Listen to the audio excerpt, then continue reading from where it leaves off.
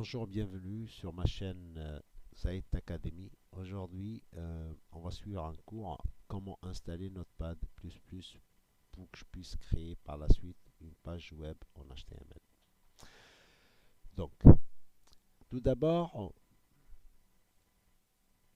vous faire une petite présentation. C'est quoi le HTML? Si je parle du HTML, forcément, je parle en même temps du langage associé, c'est le langage CSS. HTML signifie Hypertext Markup Language. C'est un langage de balisage. Et le CSS, c'est Cascading Style Sheets. Cela signifie que c'est un langage de mise en page, c'est-à-dire comment créer et mettre en place un texte, lui donner une forme, un style. C'est une feuille de style, on va dire. Donc, on a besoin, ici on a la version, actuellement on est en version 5 concernant l'HTML et en version 3 pour le CSS. Donc maintenant, comment je vais installer j'ai besoin mon éditeur de texte, c'est-à-dire pour créer une page web, j'ai besoin des outils, des logiciels pour que je puisse justement écrire mon code. Les outils que j'ai besoin, je viens de vous montrer une liste de plusieurs éditeurs de texte.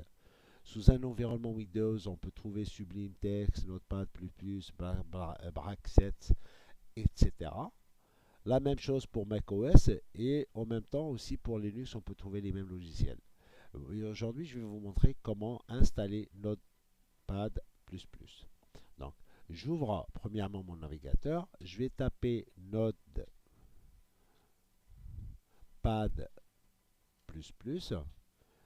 Et là, après avoir inséré le mot-clé Notepad++, il va me ramener sur, je vais cliquer sur le premier lien, c'est le lien du site de l'éditeur de ce logiciel. Et là, il va me ramener dans la partie où je vais envie. Je vais cliquer sur la première, enfin la version actuelle, c'est la 7.8.2, c'est la release. Là, j'ai la version 32 pour mon système d'exploitation. Moi, je suis sous Windows 7 dans un environnement Windows 7 mais 64 bits. Là, je vais télécharger la version qui correspond par rapport à mon système d'exploitation. Donc, je vais cliquer sur le bouton, sur le lien installer.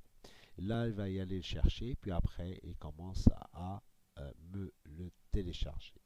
Donc, je vais afficher le fichier. Et puis après, je vais cliquer.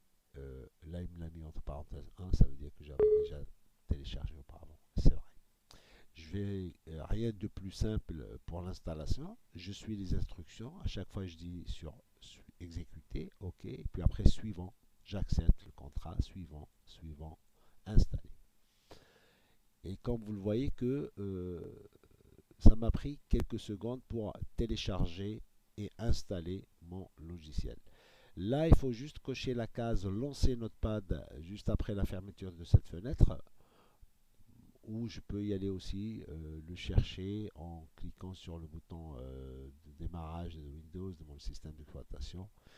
Et en tapant Notepad, il va me ramener le logiciel et je clique dessus, il va m'ouvrir la fenêtre.